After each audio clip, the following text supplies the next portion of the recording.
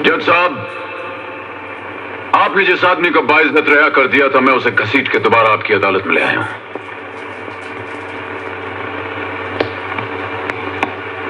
आपने इस आदमी को कत्ल के इल्जाम में आजाद कर दिया है, लेकिन मैं आपको साबित कर दूंगा कि कानून की किताब में कोई ऐसा जुर्म नहीं जो इसने न किया हो या अपने दोस्तों से न करवाया हो।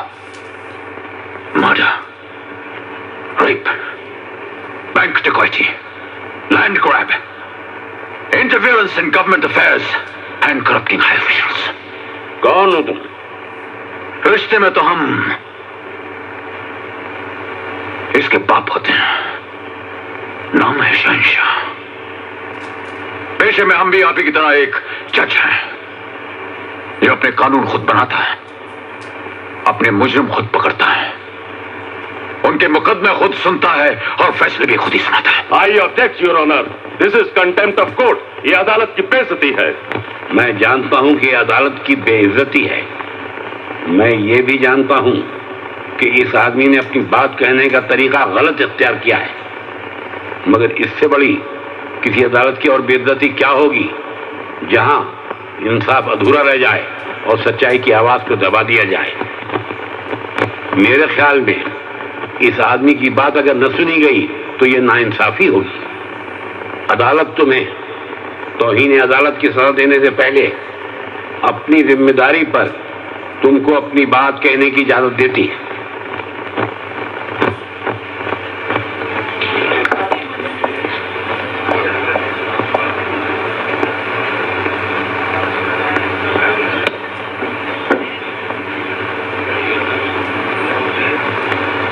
सुनिए, एक मुकदमा जो आप ही की अदालत में पेश हुआ था और आपने एक बेगुनाह बेकसूर पुलिस इंस्पेक्टर को रिश्वत लेने के इल्जाम में 3 महीने कैद बामुशक्कत की एक सजा सुनाई थी। तुम कैसे कह सकते हो वो इंस्पेक्टर बेकसूर था? आप मुझसे नहीं, अपने आप से पूछिए, अपने खोए हुए जमीर से पूछिए, अपनी सोई हुई आत्मा से पूछिए जो तब की सोई अब तक जागने में नहीं आई।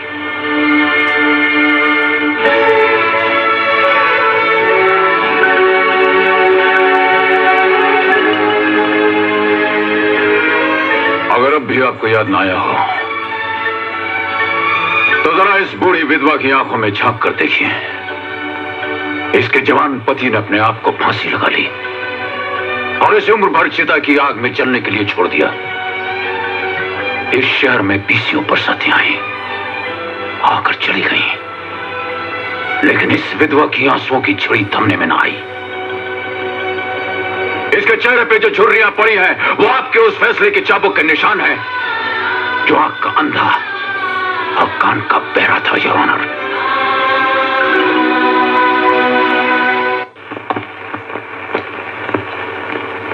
आपके उस बहरे कान ने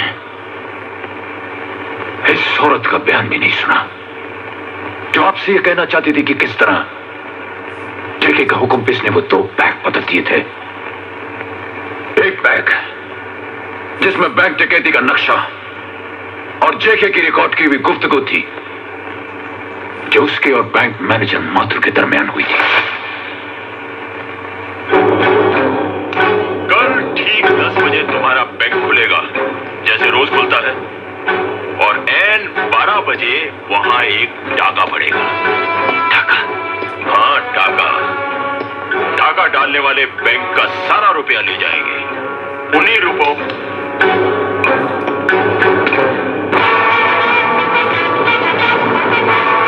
बोलो जेके, तुम्हारी आवाज है या नहीं? बोलो, नहीं तो मैं तुम्हारी आवाज तुम्हारी छाती के अंदर हमेशा के लिए दफन कर दूंगा। हाँ, मेरी आवाज है।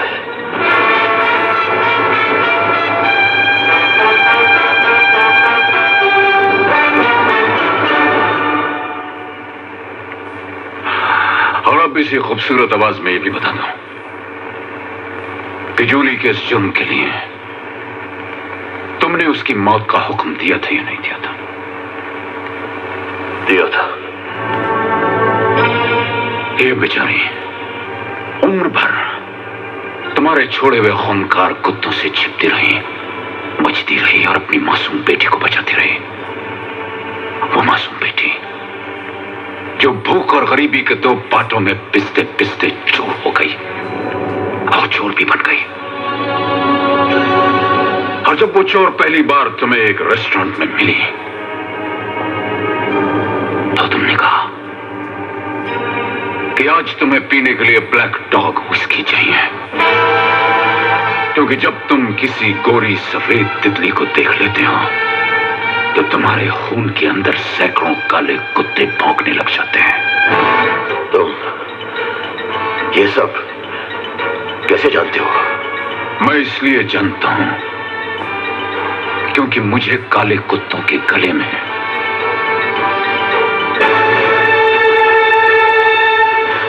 पट्टे डालने का फन मालूम है।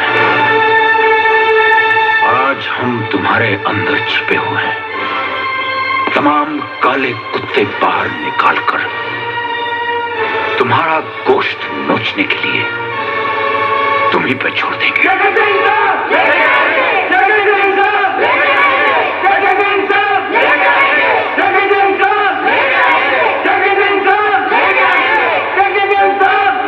Order order order, silence in the court room please. ये सब लोग कौन है, यहां क्यों आए हैं? ये वो जनता है योर ऑनर जिसके गले में 200 बरस तक एक गैर हुकूमत ने अपने नाखून काट रखे थे,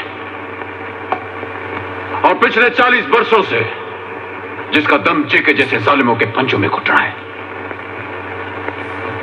इन बेचारों ने सैकड़ों बरस गुलामी की रात में आजादी का सुनहरा सपना देखा था योर ऑनर, जिसे कभी इन जैसे नेताओं ने दौलत के बाजार में नीलाम कर दिया और इन जैसे अफसरों ने वैश्य अपनाकर कोठी पे बैठा दिया। तुम जानते हो शहंशाह, एक पुलिस अफसर की वर्दी पर हाथ डालना कितना बड़ा जुर्म है। तुमने पुलिस की वर्दी कहां पहन रखी है? ये तो एक कफन है जो तुम्हारे जमीर की लाश ने पहन रखा है।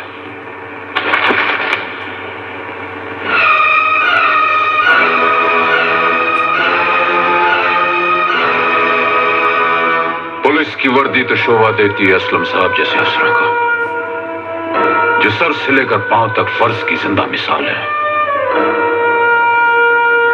डालो इनकी आंखों में आंखें और याद करो वो दिन जब जेके की जहरीली दवाइयों का ट्रक बंबई में दाखिल होने वाला था और तुमने असलम साहब को ट्रक पकड़ने की ड्यूटी से हटवाकर चौपाटी भेज दिया था इस नेता की सिक्योरिटी के लिए। इस देश का क्या होगा जज साहब, जिसमें इन जैसे घटिया लोग देश के नेता बनते हैं और इन जैसे चोर शहर के कोतवाल। इस देश का कानून जो कभी बादशाह बन के तख्त पे बैठा था, जेके जैसे सौदागरों ने और इन जैसे अफसरों ने गली का भिखारी बना दिया। मैं आपसे अपील करता हूं जज साहब, एडिटर मोहम्मद सलीम का मुकदमा खोलिए और उस पर गौर कीजिए। मैं जानता हूं कि जो अखबार आपकी अदालत में पेश हुआ था उस पे इंसानी खून नहीं, किसी जानवर के लहू के धब्बे थे।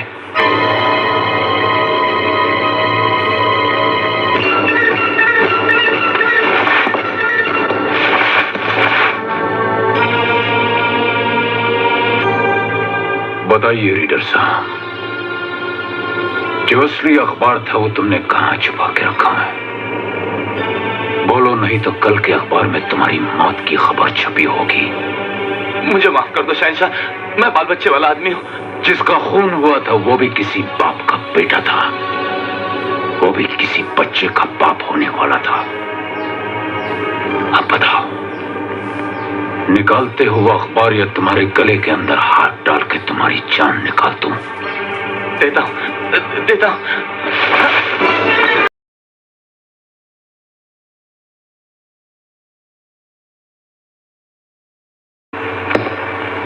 ये लीजिए जज साहब, वो अखबार आपके सामने मौजूद है जिस पर एडिटर मोहम्मद सलीम के खून के धब्बे हैं।